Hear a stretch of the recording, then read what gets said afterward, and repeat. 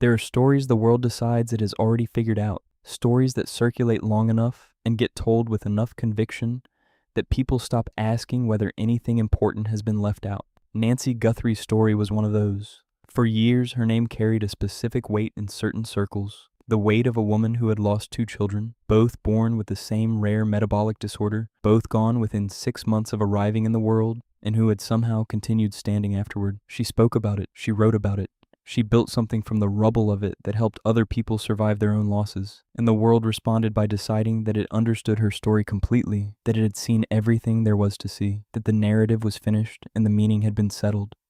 What nobody accounted for was the person who had been in the house the whole time and had never once been asked to speak. Nancy's daughter grew up inside a story that belonged to the public before she was old enough to have her own feelings about it. The grief had already been given shape, already been assigned meaning, already been offered to strangers as a source of comfort and spiritual instruction by the time she understood what any of it meant. And that gap, between the story the world believed it owned and the experience she was quietly living inside it, became the defining fact of her childhood in ways she spent years struggling to name. What she has now chosen to share changes nothing about the faith her mother carried or the genuine comfort that faith gave to others. What it does is open a door that nobody realized had been closed, revealing the emotional cost of growing up in the shadow of a grief that was always more complicated than the version the public received. Growing up in that household meant learning early which emotions were welcome and which ones required careful management. Nobody sat her down and told her this directly, which is part of what made it so difficult to resist. The lesson arrived in subtler ways, through conversations that shifted when feelings got too heavy,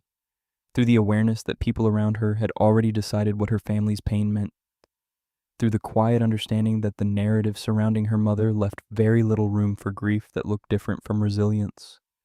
Faith was present in her home, genuinely and without performance. But faith did not erase the confusion a child feels when loss arrives before she has language for it. And the particular difficulty of her situation was that the language others used for her family's loss was already so well established that there seemed to be no gap left for her own words to fill. She was handed a story that was already complete, and then left to figure out, alone and mostly in silence, where she herself was supposed to fit inside it. What made that silence so difficult to break was not fear of judgment from strangers. It was something closer and more complicated than that. The people she most wanted to protect were also the people whose story she was living inside, and that meant every honest feeling carried a secondary weight, the weight of wondering what speaking it would cost the people she loved. Children who grow up in this kind of situation develop a particular skill that looks a lot like maturity from the outside, but functions very differently on the inside. They learn to read rooms before they enter them. They learn to gauge what a conversation can hold before they bring their full selves into it. They learn, in short, to make themselves smaller than they actually are, not because they are told to, but because love sometimes teaches you to disappear a little for the sake of the people you love the most. That was the education she received, quietly and over many years, in a home that was also genuinely full of warmth and faith and care. What she described living through was not dramatic in the way people might expect. There was no single rupture, no confrontation, no moment where everything collapsed at once. Instead, it was the slow accumulation of years spent monitoring her own emotions before allowing them any expression. Years of asking herself whether what she felt was acceptable before deciding whether to feel it openly. Grief became something she managed rather than something she moved through. And alongside the grief sat guilt, which arrived reliably whenever the grief took forms that did not match the hopeful, faith-forward story her mother had publicly built. On days when belief felt distant, she wondered whether something was wrong with her specifically. On days when anger surfaced, the guilt that followed was immediate and heavy. None of this came from a cruel or inattentive home. It came from the particular pressure of existing inside a narrative that the outside world had already claimed as its own. Her mother had become, for many people, a symbol of what faith looks like when it survives the unsurvivable. And that symbolism, while it genuinely helped people, had a gravitational pull that affected everyone close to it. Her daughter felt that pull constantly, the sense that her role within the family story was to reflect the resilience rather than complicate it, to confirm the hope rather than introduce doubt. She has admitted that friendships during those years felt incomplete in ways she struggled to explain. Not because the people around her lacked depth or care, but because she had trained herself to keep the most difficult parts of her inner life carefully out of reach. When people asked how she was doing, she offered answers that were technically accurate, but nowhere near honest. Yeah, she knew how to participate in conversations without ever arriving at the thing she most needed to say, and she got very good at it over a very long time. The loneliness that came from this was not the obvious kind. She was surrounded by people who cared about her, people who prayed for her family, people who expressed warmth and concern regularly. But the version of herself those people were asking after was the version that fit comfortably inside the public story, and her actual experience was more complicated than that version allowed. Joy felt guilty when it arrived, like it was somehow disloyal to what had been lost. Sadness felt excessive when it lingered, like it reflected a failure of the faith she had been raised inside. And through all of it, the awareness that her family's story was helping other people heal made her own unresolved pain feel like an inconvenience she had no right to claim. She watched people thank her mother for giving them language for their grief, while she herself quietly lacked language for her own. That particular reversal, being surrounded by people who found words through her family's loss while she remained wordless inside it, was something she carried for a very long time before she understood it clearly enough to describe. There was also the matter of identity, which is something that tends to get overlooked when people talk about grief inside public families. She was not just a child processing loss. She was a child processing loss while simultaneously being defined by it in the eyes of everyone around her. And people thought they knew her before she knew herself. They had a version of her already assembled, a version built from assumptions about what it must be like to grow up in a home shaped by faith and tragedy. And that version had very little room for the actual texture of her experience. She could not simply be confused or angry or spiritually unmoored without those feelings bumping up against an identity that had been constructed for her by people who meant well, but were working from incomplete information. And that collision between who she actually was and who the surrounding narrative assumed her to be created a kind of internal friction that followed her from childhood into adulthood without ever fully announcing itself by name. Identity built under those conditions tends to be fragile in specific ways. It holds together well enough in public because public-facing identity is the one that gets the most practice and reinforcement. But in private, in the quiet moments where a person is left alone with their actual thoughts and feelings, the cracks show up. She has described periods where she felt genuinely uncertain about who she was outside the context of her family's story, where her sense of self seemed to depend almost entirely on the roles she had learned to play, rather than on anything she had chosen for herself. That kind of uncertainty is hard to talk about even in the best circumstances, and the circumstances she was navigating were far from simple. To admit that she was struggling with her own identity would have felt, at the time, like an additional burden placed on a family already carrying more than enough.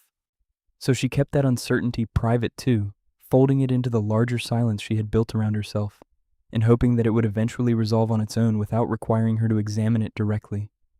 What finally shifted was not a revelation or a confrontation, but something slower and harder to pinpoint. Adulthood brought with it an erosion of the emotional strategies that had kept her functioning through childhood. The numbness that had once felt like protection started feeling like absence.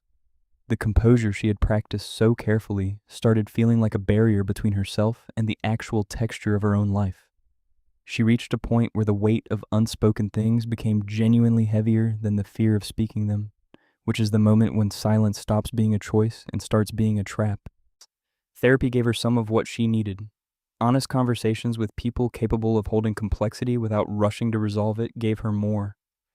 And slowly, through that process, she arrived at a belief she had not previously allowed herself to hold, which is that her story mattered on its own terms, not as a footnote to her mother's, and not as a complication within a larger narrative, but as something complete and real and worthy of being spoken aloud.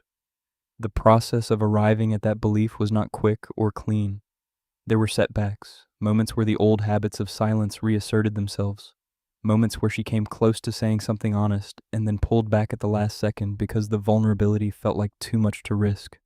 She has described learning to tolerate the discomfort of being truly known by another person as one of the harder things she worked through during those years, because being known meant accepting that her experience had value even when it was messy and unresolved and difficult to frame in a way that sounded coherent. The version of strength she had grown up associating with her family was the kind that looked steady from the outside, the kind that could be offered to others as an example. What she was learning, painfully and slowly, was a different kind of strength entirely, the kind that sits with its own complexity without trying to resolve it into something more presentable. The fear that had kept her quiet for so long was specific. She worried that speaking her truth would weaken her mother's, worried that naming her struggle would undermine the message of faith that had helped so many people find their footing during their own losses. What she discovered instead was that the opposite was true. Her honesty did not pull anything apart. What it did was add a dimension to something that had always been real, but had never been fully visible. The dimension of what it cost the people standing beside the public voice of strength. The people who love that person and believe in that faith and still find themselves carrying emotions that the official story has no category for. Giving voice to that experience did not diminish her mother's legacy. It made the legacy more honest, which also made it more durable, because stories that acknowledge their own complexity tend to last longer than stories that insist on remaining simple. When she finally began speaking about what she had lived through, the response caught her off guard. People did not feel she had betrayed her family or complicated a story that should have stayed simple. What they felt, in large numbers, was recognition. Because what she described, the exhaustion of suppressing grief that doesn't fit a public narrative, the guilt of having emotions that seem inconvenient, the loneliness of existing inside a family story without being part of the telling, resonated with people who had never heard of her family but had lived through something structurally identical in their own. She had named something that many people carry silently, the specific experience of loving someone whose public role makes your own private pain feel like it needs to wait its turn indefinitely. And the relief that came with finally naming it, for her and for the people who recognized themselves in her words, was something that silence had never once been able to offer. What that recognition revealed was something worth sitting with for a moment. Grief inside a family does not distribute itself evenly or follow a predictable path from one person to the next.